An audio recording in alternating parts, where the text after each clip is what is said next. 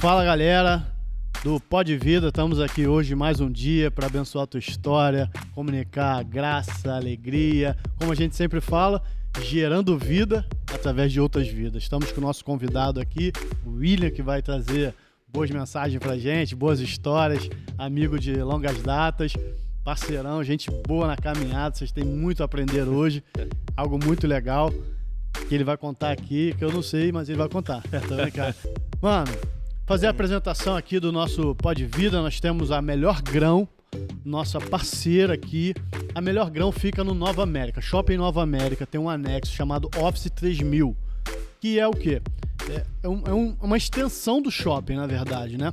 E aí, do lado da recepção tem uma cafeteria, bem ambientada, gostosa, legal, gente boa, gente que vai te tratar bem, que vai te tratar com humanidade, com carinho, com respeito. Você vai ser muito bem atendido aqui. Uma das marcas, pra mim, da Melhor Grão é o atendimento, cara. Isso é muito escasso no RJ, é muito escasso.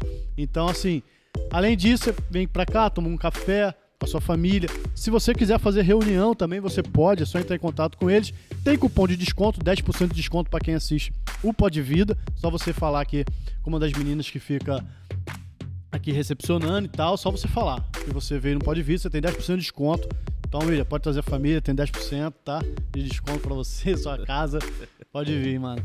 E também a nossa AG2 Publicidade, uma empresa de envelopamento que tem feito um bom trabalho de envelopamento em móveis, geladeiras. Hoje em dia a galera tá percebendo que não precisa trocar, tá boa às vezes, só tá às vezes enferrujado, com algum probleminha, não tá legal a cor. Vai lá, envelopa e também temos 10% de desconto para quem assiste o Pode Vida. Então vai lá. É uma maneira da gente trocar uma ajuda com os parceiros, com quem está apoiando a gente desde o início do Pode Vida aqui e vai estar aí até o final, tenho certeza, pra gente poder continuar. Brother, tá contigo, a casa é sua, você é nosso brother. Barão, dá um oi aí. Amigo nosso de ministério de muitos anos. James, se apresenta, irmão, fica à vontade. Prazer é todo meu, né? Pra quem não me conhece, me chamo William Jacques. Muito legal estar aqui com vocês, né? Pra gente bater um papo, relembrar algumas histórias, né? Falar da vida, que eu acho que é muito legal, muito importante e é muito bom. Sou casado com a Shirley, sou pai de 3 filhos. Ela não brinca nesse serviço tempo, não, mano. O negócio tá nesse tempo, 3 filhos, né? Mas a gente tá aí trabalhando, né? Cumprindo a palavra, né? É isso aí, levou a sério. Mas é muito bom, muito bom. Sou pai de 3, então tem uma menina a Maria Isabel, 10 anos de idade, o João com 5 e agora o Noah de 6 meses, né? Caramba, e vamos ver se a gente adota aí alguém, né? O Noah é fruto da pandemia. Ficou muito tempo em casa. Netflix não tava funcionando lá, e aí... Aí a gente... Mas é benção, é benção. A gente tem o desejo também de ter mais um aí, mas muito mais pra frente. Vamos pensar em adotar aí. Adotar maneiro, mais um. Cara. Maneiro. Adotar. Brother, então, hoje você congrega aonde, tá ministrando aonde, um pastorzão, um cara apacentador. Amém. A gente vê a tua história, a gente vê você construindo um evangelho humano, um evangelho para todos, sabe? Amém. Conta um pouco do teu ministério, da tua casa, da tua família e vamos embora. Conta aí que a gente quer entender como é que é esse processo todo, né? Eu acho que, assim, é legal contar um pouquinho, eu acho que vai ser interessante, pessoal, como foi o meu encontro, né? Boa, muito bom. Com o Senhor. Eu vim de uma família... minha família tem muita fé, né? Mas são num ambiente do candomblé, né? Do espírito e tudo mais. E eu nasci nesse contexto, né? Desse ambiente. E é muito interessante porque por você nascer nesse ambiente, nesse contexto, você acaba sendo inserido nele automaticamente, né? Então eu ia com meus pais lá nos rituais, nas festas e tudo mais. E o interessante é que o meu irmão se converteu primeiro do que eu, cara. E aí, meu irmão mais velho? Meu irmão mais velho. Então o irmão, o Wallace, beijão. Um abraço aí, Wallace. Tamo junto. E aí ele se converteu primeiro do que eu. E começou a ir pra igreja. Eu era um jovem, eu jogava bola, filho. Eu jogava bola. Maneiro, maneiro. Jogava bola, joguei bola toda minha vida aí praticamente aí. Queria como profissão naquela época? Cheguei a me profissionalizar. Cheguei a me profissionalizar. Onde? Eu me profissionalizei no Nilópolis, né? Mas em base eu joguei no Flamengo, joguei no Olaria. Maneiro, mano. Passei em alguns clubes aí. É uma história longa aí, que no decorrer a gente vai até estar contando. Mas é muito interessante, cara, que, assim, o meu irmão foi lá, se converteu primeiro do que eu, foi indo na igreja, né, buscando, e eu sempre, por jogar bola, por viver uma vida boa na boêmia, né, essas coisas, tudo futebol. Às vezes você se relaciona com pessoas que gostam também e tudo mais, e por vir, né, de um ambiente familiar, nesse tipo de fé, de relação. Então, meus pais gostavam muito de samba, gostam até hoje, né? De pagode, essas coisas. Então, assim, meu tio, MPB. Então, eu fui criado nesse contexto, cara. E pro meu irmão entrar pra igreja, foi até um conflito, assim, pra mim, né? Tipo assim, eu falei, caraca, meu irmão... Igreja cristã. Igreja cristã. E eu, meu irmão, cara... Aí, beleza, eu falei, eu nunca vou entrar pra igreja, não. Assim, eu nunca vou entrar pra igreja. Ok, e ele indo, eu vendo ele firme, indo.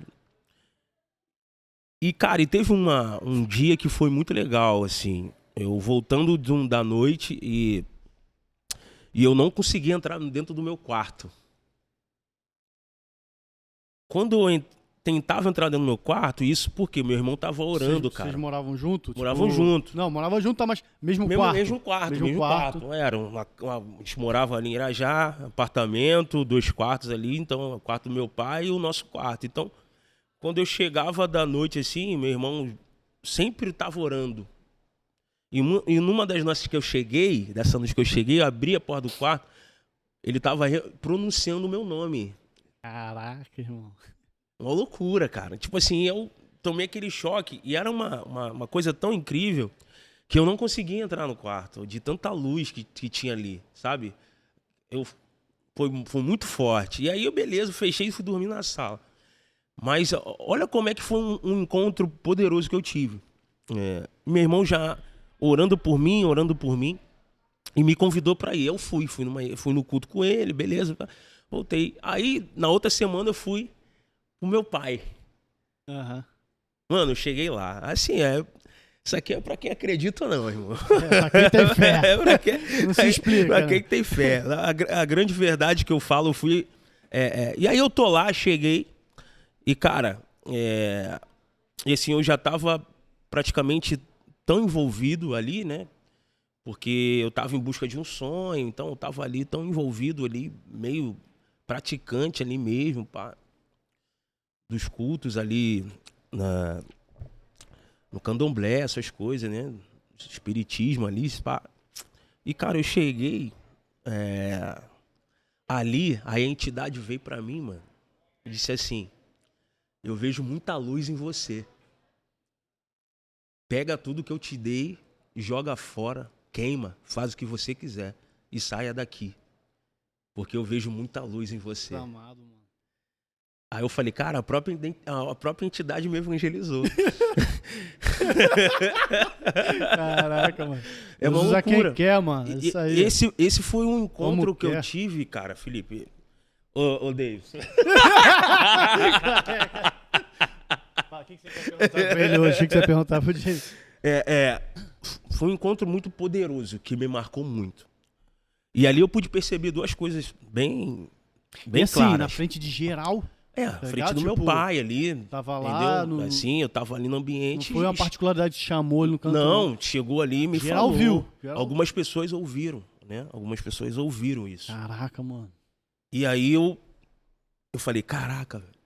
E ali eu tive 2 percepções bem claras ali. Uma que Deus, de fato, era real, que existe mesmo, né?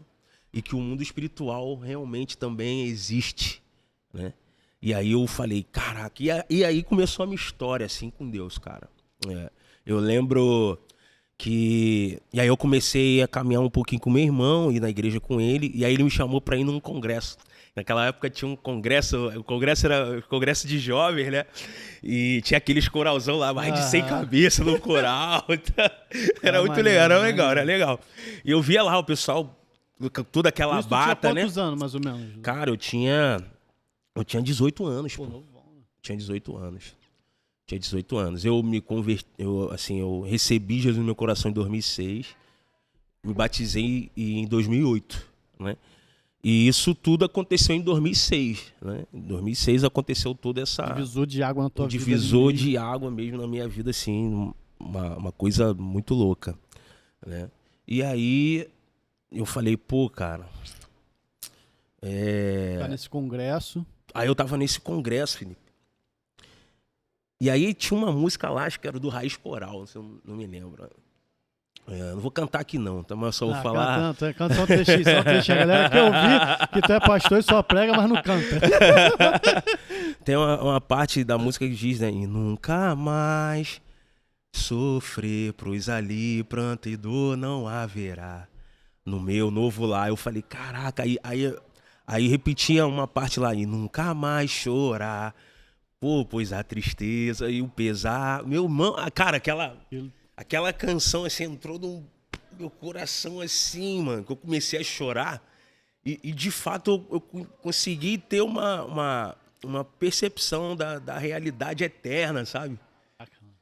Tipo assim, cara, existe um Deus que é pai, que tá dizendo que todo o sofrimento que eu tenho existencial, que eu estava tendo, né, que isso um dia não iria mais acontecer, que um dia isso vai acabar, vai cessar. Ele está dizendo que as lágrimas dos meus olhos irão cessar. É realmente isso que ele está querendo dizer para mim. Mano, e aí eu não tive... eu acho que a canção foi tão forte que me atraiu quando eu vi, eu tava lá na frente. Né? Eu já tava lá na frente chorando. Falei, cara, eu quero isso. Foi nesse dia que tu tomou a decisão no congresso? Esse dia. E aí, assim, começou a minha história com o Senhor, né? Então, e aí a gente, diante desse todo o processo, né, Felipe? Né? De transformação, nesse processo de cura, né? No processo do nosso caráter. Como é que a tua casa recebeu isso, cara, agora? Agora que são 2 irmãos. Sim. Não, então... 2 filhos no evangelho. Meus pais, eles sempre respeitaram, entende? Sempre de boa, entenderam, né, a decisão. Porque, assim, eu sou o filho mais novo, né? Então eu tinha um pouquinho... Eu já entrei num ambiente, assim, dos meus pais, de condições melhor, né? Então meu irmão talvez não teve muitas coisas que eu tive. Pô, eu 10 anos de idade eu tive festa no McDonald's, sabe? Meu pai me vestia todo Maurici. Pô, eu tinha tênis da Mizuno com 8 anos. Então, assim, as condições que eu tinha nessa fase, que meus pais estavam bem melhor do que a do meu irmão, né? Então eu era meio que o filho mais mimado, né? Entendi. O mais novo ali. Meu irmão é muito mais velho do que eu. Meu irmão tem 42, né? Pô, a diferença é grande, né? 42, eu tenho 3.4, cara. Então, assim, uma diferença meio que de 8 anos aí. Então, 8 anos depois, minha mãe tem eu. Então, é uma diferença muito grande. Então, eu já peguei uma condição melhor. E dentro dessa condição, eu tive coisas, né, diferentes. Então, assim... E quando meu irmão se converte, eu acho que também, não digo que foi um choque para os meus pais, né? Mas para eles também, acho que eles respeitaram a decisão. Porque meu irmão ia para baile funk, era baile funk que brigava de rua, lado A, lado B. Foi bom, né? lado A, lado B. Então, pô, meu irmão agora é crente, velho. Lado B, né? Era, pô, isso aí. Pô, o nego saía de ônibus lotado, pá. Então, assim, pô... era uma loucura que o meu irmão podia pisar em Vista Alegre, mano. Tinha essas paradas Tinha essas paradas, entendeu? Então, assim... Então, pô, meu irmão agora é crente. Caraca, meus pais, mano, como assim? Nem lado A, nem lado B. Tá do lado de Jesus. Nem lado A, nem lado B. É isso aí, agora é o lado de Jesus. Então, pô, eu acho que meus pais se alegraram, né? Entenderam Se alegraram, isso, né, entenderam, porque a fé, né, mano? Tipo assim. E o meu interessante que o meu pai conta, que acho que o meu bisavô era cristão, cara. O meu bisavô. Olha aí, cara. Entendeu? E a gente não sabia que. Pra mim, a minha família tinha toda uma linhagem espírita, né? Tudo mais. Mas não, acho que o meu bisavô era cristão, tinha um nome de João. Pô. Sabe? Então. E aí, o meu irmão se converteu, meus pais respeitaram. E comigo, assim, cara, os meus pais entenderam também, porque eu tava encontrando o meu sentido da vida. Sabe, cara? Eu já tava entrando numa idade, assim. Tudo que eu. Cara, assim, se tem uma coisa que eu agradeço aos meus pais, e ao mesmo tempo eu fico meio assim, porque uma das coisas que meus pais fizeram por mim, eles me davam tudo que eu pedia. E isso Mimadão, né? Mimadão. E isso me atrapalhou um pouco também. Imagino. Sabe? Porque você acaba se tornando um cara meio mimado mesmo. Você acaba se tornando um cara pedinte, entendeu? E uma das coisas que eu tive muita dificuldade no meu início de relação com o próprio Deus era exatamente isso. Por quê? Porque quando você você entende que Deus é Pai, você paralelamente olha para o seu pai biológico, né? E aí, o comportamento que o seu pai biológico tinha contigo, você vai achar que o próprio Deus também vai ter com você. Então, qual era a ideia que o meu pai falava para mim? Interessante isso. Qual era a ideia que o meu pai falava para mim? William, se você passar de ano, você pode pedir o que você quer que a gente vai tentar te dar. A gente vai te dar. No final, me dava, né? Se você se comportar, você vai ter isso. Então, automaticamente, a minha relação com Deus era como? Se eu me comportar... Barganha, né? Tá entendendo? Se eu ficar direitinho, Deus vai... Por quê? Porque isso foi inculcado durante muito tempo na minha vida familiar, na minha casa. Né? Mas só que... Tu acha que a explanação de alguns evangélicos, ou então de alguns pastores, faz aguçar isso também? Tá, lógico. Porque é aquilo, né, cara? O lugar que... É muito interessante que o lugar onde você vive, você acaba vivendo a cultura daquele lugar, né? E cara, é algo que eu tenho fundamentado, a gente tem fundamentado lá na nossa comunidade de fé, que eu já vou falar o nome, aonde saber da onde ele, pastor, aonde ele trabalha. Isso aqui é só pra você ficar aqui, ó. Pô, onde ele... Te fixar, só fixar você. E algo que a gente tem fundamentado bastante porque e eu acho que é talvez um dos maiores problemas que a nossa geração enfrenta. Deus, ele não se move, Felipe, de forma afetiva. Olha. Ele se move de forma pactual, legal, através da sua palavra, através das escrituras. E enquanto eu achava que Deus se movia de forma afetiva, eu vou sempre entender que Deus, ele vai resolver uma pendência que está no meu coração por causa que eu tô chorando ou eu sou o coitadinho da história. Hoje tu entende isso. Hoje eu entendo isso. Você barganhou pra caramba, então. Muito. Que é a tua relação de pai lá na tua história e tal, tu tentou de alguma forma ganhar com Deus, né? Muito. Quais foram as frustrações que você teve assim, nessa percepção dessa leitura? Exatamente isso, de entender que quando Deus faz alguma coisa, não é por causa do meu comportamento, seja ele ou bom, não. É por causa que ele é bom. Sim, absolutamente isso. Porque ele é bom. Então, assim, eu quebrei muita cara. Eu me frustrei muito, porque eu queria fazer as coisas com o meu próprio entendimento, com a minha própria força, sabe? Peguei caminhos e rotas que não era para ter pego. Sofri muitas consequências no início do meu casamento. Caramba. Por conta disso. Porque você acaba se tornando individualista, você acaba se tornando orgulhoso, você não olha mais para alguém da qual você se uniu, sabe? Eu não olhava para a pessoa que eu me tornei um. Eu olhava para mim, eu estava preocupado em resolver aquilo que eu queria, pô. Entende? Isso é muito pesado, cara. Então, assim, e hoje nós vamos fazer aí, esse mês de janeiro, nós vamos fazer 11 anos de casados, né? Graças a Deus que ela teve paciência, Deus teve graça. Aí, Sheila, vamos te dar um prêmio. Merece. Merece o Oscar da mulher dos séculos. Por aturar esse cara aqui, que não é fácil não. Mas, e isso, cara, eu consigo fazer uma leitura, um mapeamento de que é um dos grandes problemas que a nossa geração enfrenta. Porque a nossa geração, principalmente essa que a gente está vivendo agora, ela é muito sensorial. Ela é muito sentimental, sabe? E Deus, ele não compactua, cara, com aquilo que não está escrito. Esse mimimizinho. Sim. Pode falar muita coisa. Sim, é muito afetiva, é muito... Cara, eu falo isso, e isso é muito sério, você vai entender, entendeu, Deus? Você vai entender isso também.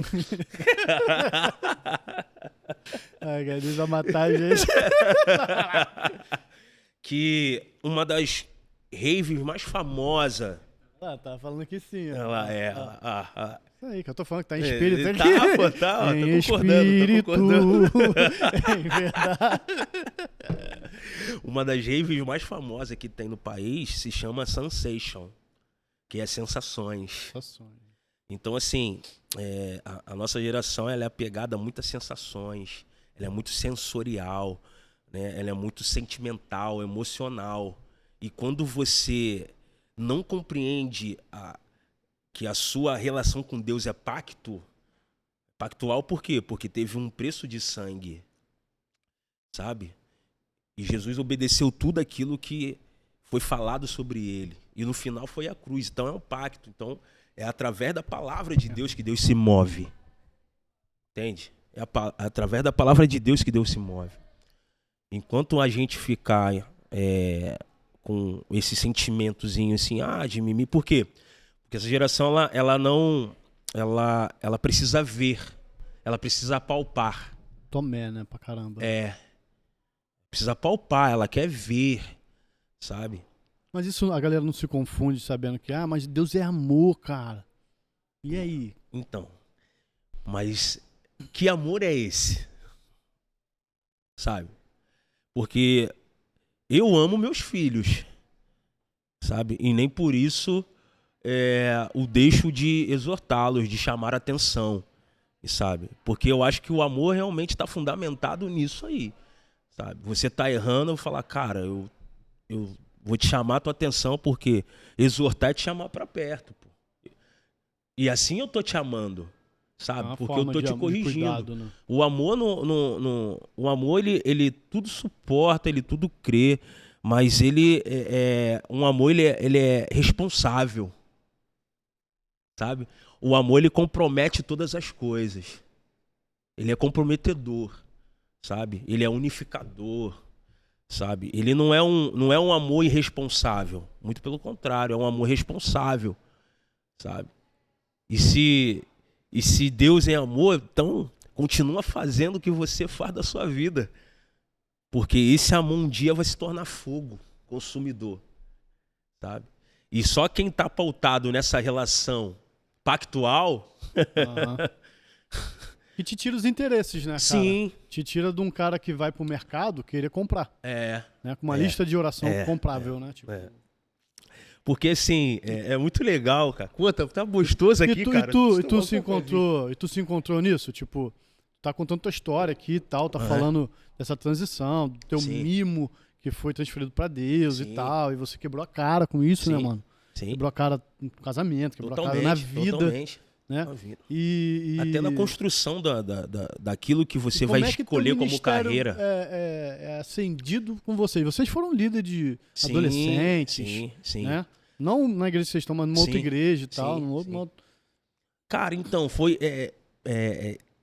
a gente tem uma escolha a fazer, né? Ou a gente, de fato, tenta conhecer o Senhor, né? De uma forma íntima, uma forma verdadeira, de uma relação que vai gerar transformação, né? Não uma relação que às vezes a gente vai colocar, às vezes não, ou toda vez você vai colocar o próprio Deus na parede e dizer para ele o que você precisa para poder viver bem aqui nessa terra, sabe? E aí é o interessante, quem tá colocando quem de joelho aí, sabe? Quem tá de joelho, mesmo, né? Quem tá de joelho para quem aí, a gente sabe? Se torna Deus de Deus mesmo. Quem tá de joelho para quem aí? Entendeu, Felipe? E sabe o que, na verdade, o que mudou a chave? Porque assim, o que a gente... E pega isso, galera, que eu vou falar para vocês. O tipo de relação que a gente tem com a palavra de Deus revela o tipo de relação que a gente tem com Deus da palavra. Sabe? Então, se eu me relaciono com a palavra de uma forma que eu quero ler e pedir a Deus algo que supla a minha vida, algumas demandas da minha vida, a minha relação com o próprio Deus vai ser exatamente assim, então, que Deus... Essa ideia tua de perceber isso mudou a chave para uma vida ministerial. Mudou, porque eu entendi que eu era um esterco. eu entendi que eu não era nada e eu precisava dele. E ele acendeu uma chama no meu coração que eu mesmo não sabia que tinha. Porque, como eu falei no início, assim, eu não sei se eu falei no início, agora eu não lembro se falei isso. Não, falei que eu só queria jogar bola. Porque a minha ideia, depois que eu me converti, eu não contei isso, era que eu seria um missionário de Deus na bola. Eu só queria jogar bola, mas só que eu não sabia que Deus tinha um chamado para minha vida nesse sentido, ministerial. Tudo bem que eu poderia ser um jogador, pastor, um jogador, enfim. Mas eu não sabia que Deus estaria me chamando de fato para viver uma vida ministerial nesse sentido, de ser um pregador da sua palavra, de ser um profeta, um pastor, de cuidar de pessoas. Porque a minha ideia era ser um embaixador do Senhor da bola. Não era isso, né? Então, o que culminou isso foram que aquilo que eu estava lendo nas Escrituras, de acordo com algumas pessoas que liberavam palavras sobre a minha vida, elas foram criando um encontro, né, acerca daquilo que Deus estava me chamando para ser. Mas só que, como eu te falei, até o processo, até isso acontecer, tem uma demanda, cara, tem um tempo, sabe? Tem um tempo porque... e você acha que vai acontecer para agora, sabe? Eu tive a oportunidade de ir para a Alemanha. E eu falei, caramba, essa é a oportunidade da minha vida de jogar bola. Né? Foi em 2010, eu tive a oportunidade de ir para a Alemanha. Eu recebi uma proposta, na verdade não era nem para a Alemanha, era para ir para o Cazaquistão. Jogar na primeira lá do campeonato. Imagina, um jovem de entre 20 e 21 anos ia ganhar entre 10 a 15 mil dólares por mês. E o contrato tava lá, tudo certinho. E aí eu ia viajar para a Alemanha, que da Alemanha o empresário ia me levar para lá, para o Cazaquistão. Chego na Alemanha, fico na Alemanha lá 3 meses. O empresário chega, ouve um monte de coisa de abobrinha lá e fala que não vai me levar mais para o Cazaquistão. Caraca. E aí você descobre que os caras eram estelionatários, tá ligado? Que isso, brother? Cara, tá mal. Você caiu na mão de estelionatário. E aí... Mas aí o empresário era? Não, o meu empresário em si... O meu empresário em si, não. A ponte, né? Mas a conexão que ele fez, os caras eram. Entendeu? Então, assim... Foi muito difícil essa época pra mim, cara. Tu ficou quanto tempo lá na Alemanha? Eu fiquei 3 meses na Alemanha e fiquei treinando num clube lá. Só que eu não podia jogar porque eu não tinha contrato nesse clube. E não podia mais treinar, porque se eu treinasse, me machucasse, o clube não ia arcar com um seguro. Então eu fiquei meio que abandonado, largado, a sorte que o Miranda, né? E Vou só até tava agradecer. você e o teu empresário lá? Tinha algum Não, amigo o que foi empresário junto? não tava. Foi eu mais 4 jogadores. foram Mas só que esses brasileiro também. brasileiros, só que esses 3 jogadores foram para esse time lá na Alemanha. Tá. Não, eu ia para outro país. Cazaquistão. Só que eu fui para eles para Alemanha, porque da Alemanha para onde a gente ia era mais perto, né? E aí os caras inventaram um monte de coisa, falaram que eu era mau jogador. Eu acho que eu tava no ápice da minha carreira, assim, tava bem fisicamente, tava bem mentalmente, bem espiritualmente, firme com Deus. E cheguei lá, cara, eu vivi essa frustração tremenda, né? E aí foi um deserto que eu passei com Deus ali, muito sinistro. E aí o Miranda deixou ficar na casa dele lá, junto com a esposa dele. Olha só, o cara ia treinar, me deixava com a esposa dele dentro de casa e tudo mais. E eu chorava sem entender muito do que estava acontecendo comigo, sabe? Mas foi muito louco, né? Por isso que eu tô falando, até o processo é muito doloroso. Isso né? já estava na igreja? Chegou Já em alguma estava na igreja lá na igreja. Alemanha? Não deu, porque nós estávamos... Eu era o único negro na cidade. Caraca, mano. Eu era o único negro na cidade onde a gente estava. Sofreu preconceito? Não. Não, que maneiro, pô. Muito pelo contrário. Pô, que lindo. As crianças Ouvi ficavam assim, isso. ó. Que maneiro, mano. E ali vi... Cara, Oliver, nunca mais esqueço o nome desse menino. Oliver. Eu ensinei ele português, um pouquinho, algumas palavras em português. Mas um monte de criança ficava me rodeando assim, cara. E eu não entendia elas não me entendiam, mas ao mesmo tempo a gente se entendia. Mas a linguagem do olhar, né? Conexão do amor. Do amor, né, mano? Fala pra caramba. Muito, mano. A conexão do amor Precisa, às vezes... Cara, se a gente soubesse, entendesse isso, que o amor, ele é... Nossa. O que tu pensa assim, pô, Deus me levou pra lá e, tipo, você voltou como, cara? Cara, eu voltei muito frustrado. Muito, muito, muito frustrado com o futebol. Frustrado um pouco com a vida. Porque eu sabia que eu tinha qualidade, Deus me deu o dom, me deu o talento. Eu fui muito frustrado por ter... E aí a gente entra naquela questão do mimo. Pô. Porque não aconteceu da forma que eu achava que iria acontecer. A gente faz vários planos, né? Sim. E ali eu já via que Deus já estava trabalhando dentro do meu coração. Entende?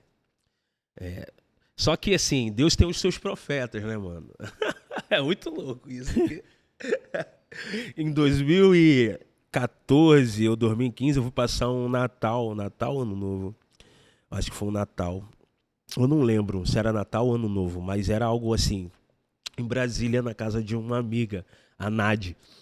Eu e minha esposa, a Bebel, e a mãe dela era uma... Sabe aquela senhorinha que revela até revela mais que a Kodak.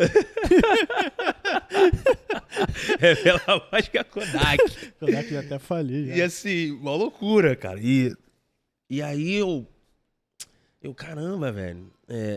Aí tô lá. Pô, cara, aí depois a gente tá na mesa assim, ela começa a falar de um jovem lá que deu certo no futebol. Aí eu prestando atenção assim, pá. Contando como se fosse uma história. Fosse a história. Que deu certo, pá, que o menino ia viajar, mas era verdade. Tinha um menino lá que viajou, que não sei o quê, e pá. Aí eu falei, pô, beleza. Aí eu ouvindo aquela história, depois ela me chama. Ela, William, sabe por que eu contei aquela história que é real? Eu falei, foi provocativa. Caraca, mano. Deus me mostrou o seu coração. Você precisa pedir perdão a Deus por você não ter conseguido se tornar, dar prosseguimento a essa carreira no futebol. E que você ainda questiona a Deus porque você não conseguiu, porque você não estava ali. Eu vou te falar algo. Enquanto nós estávamos aqui conversando, Deus me mostrou o que aconteceu com você, o que iria acontecer contigo, se você de fato se tornaria. Eu via você muito famoso, eu via você com muito dinheiro, mas eu via você separado da Shirley. Mano. Misericórdia, mano. Então ela peça perdão a Deus, porque Deus tá te livrando. Foi um livramento de Deus pra sua vida. E aí ela profetizou. Você não foi. 4 anos depois da frustração, né? Entendeu? 2010. A ela. Você não foi. Mas o seu filho João vai ser. E você vai ser pra ele aquilo que o seu pai não foi pra você. Cara! Só marretada. Mano, eu chorava muito. Porque não tinha nem João, irmão. Não tinha? Não tinha João. É só a Isabel, né? Era só a Bebel. Porque a minha filha, ela tinha 4 para 5 anos. Ela tinha 4 anos. E ela disse, minha filha de 4 aninhos, Maria Isabel, ela disse que quando completaria 5 anos, Deus daria um irmãozinho para ela que se chamaria João. E aí a gente vai pra Brasília. João é o nome do teu bisavô, né, cara? Que era cristão. Né? E aí, olha só que Se eu loucura. acreditasse em encarnação, eu ia falar que era teu avô que veio, mano. Teu bisavô que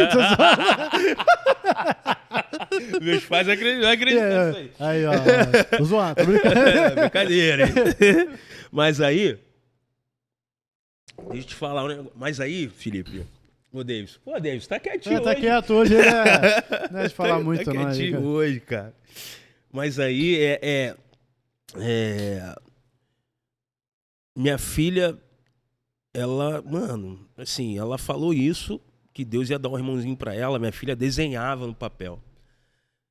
E aí a gente vai pra Brasília lá, e aí a mãe da Night fala o nome João. Cara... muito absurdo, né, mano? Eu acredito, não tem como, mano. Mano, não tem como. Então, assim, aí eu te falo, William, o que você vai fazer? Você vai pressionar o João pra ele se tornar a palavra, ele verbalizar a palavra que foi liberada sobre ele, que ele seria? Não. Não é teu dever, né, cara? Eu não vou forçar. Entende? Eu vou mostrar o caminho, meu filho. Foi falado isso sobre a sua vida. Agora é você. Tu tem medo disso ser tendencioso como um peso pra ele e atrapalhar ou não? Não, hoje não. Hoje a gente tá mais maduro, né? Uhum. Hoje a gente tá mais maduro. Eu não vou pressionar o meu filho. Colocar uma pressão sobre ele a respeito disso. Se meu filho quiser ser um engenheiro, ele vai ser um engenheiro. E glória a Deus, né? E glória a Deus por isso, cara. Eu não... Tá entendendo? Eu não vou colocar esse peso sobre ele, até porque no meu início, futebol pra mim era só alegria, não tinha responsabilidade. Entendi. Acabava os jogos, os pais jogavam bala na quadra. Entendeu? Ainda tem hoje esse costume ainda. Hoje, pô. A galera tem. Até hoje. Então, divisão de sub-10, sub-11. Enquanto tá assim, tudo bem que você já vê pessoa com 10 anos já tem meio que um contrato por trás aí, porque os caras... Então, enfim. Mas, cara, entendeu? Aí agora Deus me deu o Noah também. Então, mais um. Então, assim, eu não vou, Felipe, de verdade. Eu vou ensinar pra ele o caminho correto, né? O caminho que Deus nos apontar, porque também nós, como os pais, nós precisamos ser sinalizadores para os nossos filhos. Nós precisamos identificar, né, neles talentos e dons, né? Tipo assim, pô, acho que esse cara aqui vai dar certo nisso aqui. Mas deixar que, quando ele tiver a idade adulta, né, fazer a sua própria escolha. Entendeu? Eu não posso escolher aquilo que ele quer. Se ele quiser ser, amém. E essa palavra te curou, cara, da frustração do passado? Cara, tu pediu perdão lá pra Deus? Eu pedi, porque, assim, identificou algo que estava escuro dentro do meu coração, e era uma escuridão que eu não sabia. Quarto vazio que você tinha fechado, achado que estava curado. Achado que estava curado, mas não estava. Era uma frustração, cara. Uma frustração parecia que era eterna. Porque quando você ligava a televisão e via um monte de perna de pau, pô, porque esse cara tá ali e eu não tô, mano. Me encaixava bem nessa posição e fazia mesmo. Eu falei, nem que seja, porra, eu sempre pensava assim, mano, se eu Se eu não jogar num Flamengo, Tu viu, num o Bini é melhor Corinthians... que tu. Pô. Aí, pô, o Bini é melhor que eu. O Bini? Pô, aí eu falei, pelo menos, pô, vou jogar num Curitiba, num Atlético Paranaense. Eu sempre tinha, eu falei, pô, cara, eu me profissionalizei. Tipo assim, hoje, se eu quiser voltar a jogar, eu, pô, eu sou profissional. Inatividade, tá lá, ó. Entendeu? Se for lá na FERJ, meu nomezinho vai estar lá. Entendeu? Jogador lá, profissional e tudo mais, enfim. Mas, cara, e aí quando de fato isso foi resolvido na minha vida, você percebe que, pô, caraca, cara, na verdade isso não tinha muito a ver com o futebol. Isso tinha a ver com o meu coração. Tinha a ver com aquilo que eu me tornei através do ambiente familiar que eu adquiri. Entendeu? Caraca, e não por culpa dos meus cara. pais, cara. Não por culpa deles. Porque, assim... É uma projeção cultural do Brasil também, né, cara? Todo moleque novo quer ser jogador também e tal. Sim. E, pô... O esporte tem mais ascendência pra gente aqui. É verdade. Tem outros que estão eu tô te falando. subindo, mas... Mas assim, cara, eu coloco... Não por culpa deles, mas também um pouquinho por culpa deles. Eu vou te explicar por quê. Eu vou explicar pra vocês o porquê. Muitas das coisas que apareceram pra mim, às vezes propostas, algumas paradas assim, eu tomei meio que sozinho algumas decisões, cara, na minha vida. Entendeu? E por não ter meus pais bem perto, meu pai trabalha ainda, né, no Miguel Couto, hospital, minha mãe enfermeira, então meus pais não podiam estar muito presentes, cara, né, nesse meu ambiente. Isso faz toda a diferença, né? Hoje essa ausência é eficiência pra você? Como paternidade pros teus filhos? Pô, cara, Transforma em eficiência a ausência que tu teve? Sim, porque a gente não pode levar Repetir história, né, cara? Exatamente, porque assim, hoje a gente não pode levar para os nossos filhos aquilo, ambientes da qual prejudicou você levar para seus filhos não tem nada a ver com isso, sabe? Eu costumo dizer isso, cara, se teus pais falharam contigo, você não vai falhar com seus filhos. Você precisa virar a chave. E acontece essa repetição demais. Acontece. Eu, no meu quadro de história, passei por isso. Repetição de história. Repetição. O avô fez com meu pai fez comigo. E eu quero romper, mano. Sim. Entendeu? Eu tenho um amigo, eu não posso falar o nome dele, eu não posso nem falar da onde porque... Pra não denunciar o cara. Eu vou expor, aí o pessoal vai saber, a esposa do cara vai...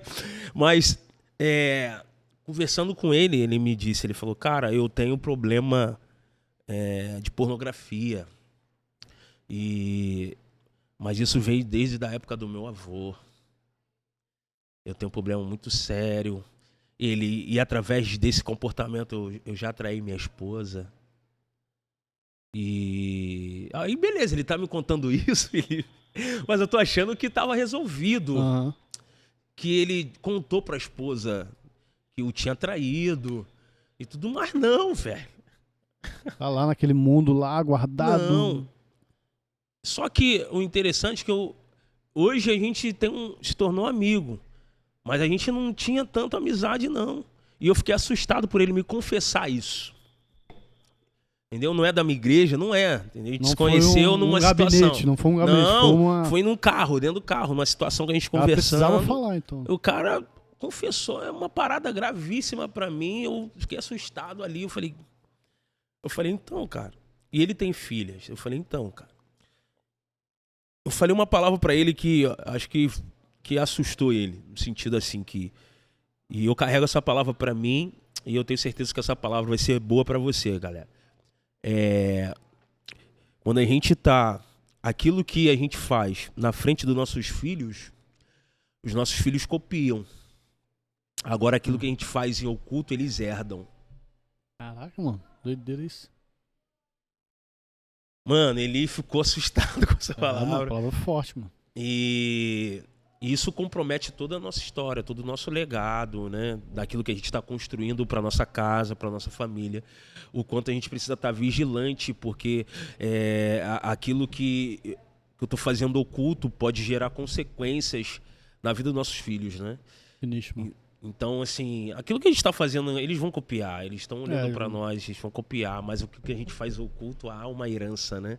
Tem filho que tu vê até o andar, né? É igualzinho, pá, e igualzinho, tal, pá. jeitinho. E ele pegou isso, cara.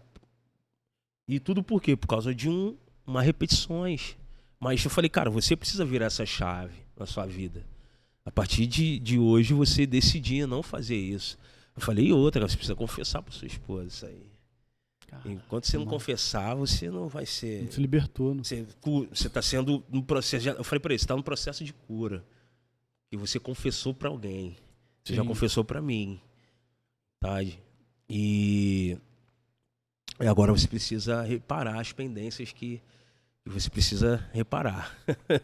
Entende, Felipe? Então, e aí, esse foi o início da minha história, nessa construção, esse desenvolvimento até, de fato, a gente ter o caráter de Deus transformador. Até hoje, o caráter do Senhor está sendo transformado em nossas vidas.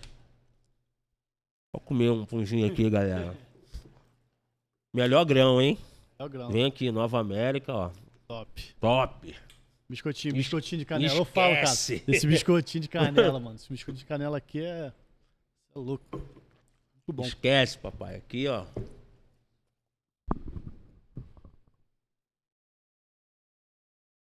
Então, cara, mais ou menos isso aí. Se até hoje a gente tá sendo curado integralmente. Na verdade, tem situações que a gente ainda vai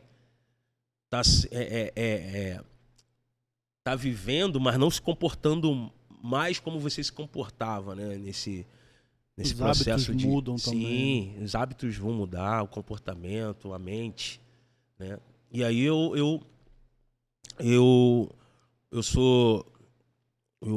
nesse interim, né, todo de chamado, passei por algumas igrejas e rodei um pouquinho até de fato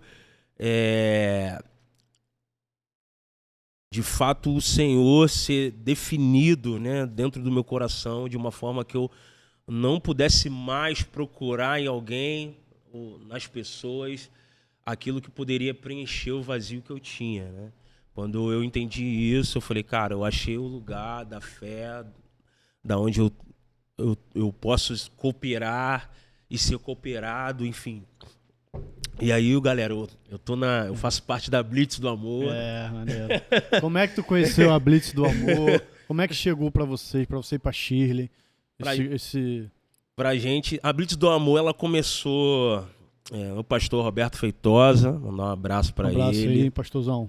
E... trazer ele aqui um dia também, né? Isso, vai ser muito bom, cara. Tem uma história muito, muito legal. Cara missional pra caramba, missional pra caramba. Experiência muito legal pra galera aí que quer viver missão, enfim. Aí, a Blitz do Amor, na verdade, ela começou na rua, Felipe, né? Ela começou nos evangelismos, nas praças, né? Nas favelas, nos becos, nas vielas, né? E aí, a partir dessa movimentação, né, começou a nascer, porque a igreja nasce, né, cara? A igreja não... Você não começa a igreja nasce. E aí a Blitz do Amor nasceu assim, nos evangelismos nas ruas, nas praças, né? Lá no Aterro do Flamengo, o evangelismo relacional, que a gente fala com os moradores em situação de rua, né? O pessoal sai lá de Campo Grande, atravessa Campo Grande todo, vai lá pro centro da cidade só para se relacionar. Só para se relacionar. A comida que a gente leva para eles é um meio da qual a gente possa conversar, se relacionar. E dali você encontra as histórias incríveis, situações bem uma história que mais te complicadas. impactou assim, que tu já ouviu nesse caminho, cara? Pô, cara, são tantas. Deixa eu pegar uma assim que... Assim, o que é legal pra gente é quando a pessoa ela resolve sair daquela condição e voltar para casa. Porque muitos ali têm casa, mano. Mas o que nos faz, o que não faz eles voltarem para casa é o orgulho. Cara, eu falo isso pra cá. O orgulho mora na rua, mano. Orgulho, Mora na rua. entendeu? Ele tem um lugar. Se os cara abrem abrir mão do orgulho que tá nele, eles vão voltar pra casa e se submeter, entende? Mas pô, cara, tem história, ó, história que que eu já ouvi, né, sentando, conversando com o cara. O cara era um empresário, saiu da sua cidade, veio aqui pro Rio para tentar desenvolver algo, e aí não conseguiu, quebrou. Aí não consegue voltar pra casa, sabe? Aí o cara, ele... Você vê que o cara é aculturado, mano. Você vê que o cara sabe falar. E aí o processo disso é o quê? O cara... Porque a pessoa que tinha e agora não tem mais, se ela não tiver um comportamento, uma mente sã, se ela não tiver um foco... Ela quer se matar, mano. Ela quer tirar a vida. Acho que na pandemia a gente ouve casos de empresários que tiraram a vida, mano. Que não sabiam o que fazer, velho. Entendeu? Então, assim, o cara tira. O cara quer se matar, o cara quer tirar a sua própria vida. Outros vão pra drogas. E a drogas é o portal, né, mano? É o portal. Porque vai gerando vício, e o vício prejudica bastante. E aí o cara, ele prefere. Viver de migalhas ali, né? Procurar usar drogas todos os dias para poder apagar ou esquecer aquilo que ele tá vivendo no passado. Um saciamento sem fim, né, cara? Exatamente. Insaciável. Então ele entra num ciclo vicioso muito grande, cara. E aí esse cara tá contando a história, o cara... Assim que, pô, tinha, hoje não tem, mas porque você tá na rua, cara, porque você não volta pra sua cidade, porque você não procura alguém da sua família. Orgulho. Orgulho. Pô, saí de lá benzão, como é que eu vou voltar agora malzão? Isso aí. Então, assim, são histórias que a gente vê, que o cara é formado, se formou, entendeu? Ou o cara era pastor, tá ligado? Caiu. Eu já encontrei um pastor também, mano. Caiu. Um pastor. O cara é pastor, caiu. Se afundou nas drogas. Portal. Ou adulterou. Enfim, a gente vê várias situações, cara, assim, vários casos assim. Entende? Mas só que a mensagem, cara, a mensagem é a mesma, mano. Não muda, né? A mensagem é a mesma, cara. Voltam pra casa. Aqueles que têm casa, voltam pra casa. Abram mão do orgulho de vocês. Sabe? Porque a mensagem, cara, que a gente tem, não é lá pra passar a mão na cabeça dos caras. Nós vamos sentir a dor deles, nós choramos com eles, mas o evangelho é pregado, velho. Entendeu? Isso aí. O evangelho não deixa de ser pregado. Isso aí, mano. Entendeu? Aquele que tá usando droga, pare de usar, pare de fumar. Aquele que tem casa, volta para sua casa. Sabe? Porque quando o reino de Deus chega, é exatamente isso que deve acontecer. João Batista, quando vem, cara, arrependei-vos que é chegado o reino dos céus. E as pessoas perguntavam para ele, o que a gente faz agora? Aí João Batista fala, aquele que tem 2 túnicas, compartilha com aquele que não tem. Então, João Batista, ele vai entrando em várias esferas. Os militares perguntam, o que a gente faz? Trabalhem de uma forma justa. Cobrador de impostos, não cobrem além daquilo que é proposto. Uhum. Olha aí. O reino de Deus, ele entra nas esferas de influência da sociedade. E cada um tem o seu papel de importância e responsabilidade. Essa é uma filosofia da Blitz do amor? Entendeu? Sim. A gente procura, de fato, trabalhar na mente das pessoas.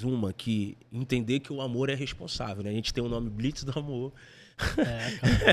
Uhum. Entendeu? E o amor é o maior de todos os dons, não tem jeito. Então, a gente não pode romantizar o amor. É parar para amar, né? É isso aí. Blitz é isso. É né? isso aí. Blitz é isso aí. A Blitz uma ali é um movimento, né? Uma mobilização. Para parar uma inflação. Parar, tá errado aí, vamos papapá. É isso aí. E qual é o grande... Uma das grandes coisas que a gente precisa ou reconstruir, ou construir, não sei dizer ao fato qual a palavra correta, é tirar esse romantismo, cara, do evangelho, um evangelho romântico. Eu acho que quem conseguiu expressar isso de uma forma muito bem, que o evangelho não é romântico, foi o Mel Gibson, no filme A Paixão de Cristo. E ali ele consegue expressar o amor através da dor, através do sofrimento de alguém, entendeu? Para nos trazer vida, para nos reconectar. Quando você diz romantismo, você diz o mar de rosa, que todo mundo acha que é... Eu acho que o evangelho é romântico. O evangelho não é romântico. O evangelho é a cruz, cara. Ele pode ter um romance, mas não romanticista, né? Tipo, não é algo que é... Sim. Entendi. Perfeito, mano. Não, sabe? As pessoas querem meio que... Tem que ter a abnegação de si mesmo, morrer todos os dias. Porque quando Jesus está falando, Felipe, de cruz... Davis. Tem como. Cara, Jesus está falando de cruz e ele está falando... e os judeus sabiam muito bem quando Jesus estava falando a respeito da cruz. Está falando porque a cruz naquela época era alguém que ia morrer. Ao ponto de Pedro ficar desesperado. Não, você não vai morrer. É mesmo. Aí Jesus fala pra ele, não, peraí, cara. É preciso. Faz parte da minha missão, né? Pra trás de mim, Satanás. Não vem com essa estrutura, né? Sim, Jesus tá falando pra ele, cara, não é um romance supérfluo, é um romance de pacto, é uma relação pactual que, se for preciso morrer, nós vamos morrer pela causa. Tanto não é porque... É isso aí, morreu pela causa. É pela causa. Então, assim, durante a Bíblia está ali, o Evangelho está sendo revelado e não vê quem quer. Jesus o tempo todo, quando a gente recebe o Evangelho, Jesus está nos chamando para morrer com Ele. Estava até falando na primícia, está tendo um culto de primícia lá na igreja, eu falei, mas não é uma morte morrida, né? Mas é aquela morte que gera vida, e a vida é eterna. Então, assim, morrer com Cristo é lucro. Morrer com Cristo não é morte, mas morrer com Cristo é vida. Entende? Então, a gente às vezes romantiza muito o evangelho, cara. Romantiza muito o evangelho. Aí eu volto naquela questão do pacto, né? De um amor pactual, uma relação pactual. Entende? Porque um dos mandamentos de Deus, Felipe, é que o homem é o matrimônio, né? É que Deus fala, ó, um homem deixará seu pai e sua mãe, se unirá à sua mulher e ambos se tornarão uma só carne. Enquanto eu estou morando com a minha mãe e com meu pai, eu sou cuidado, né? Eu sou constituído. Né? Então, quando eu deixo pai e mãe,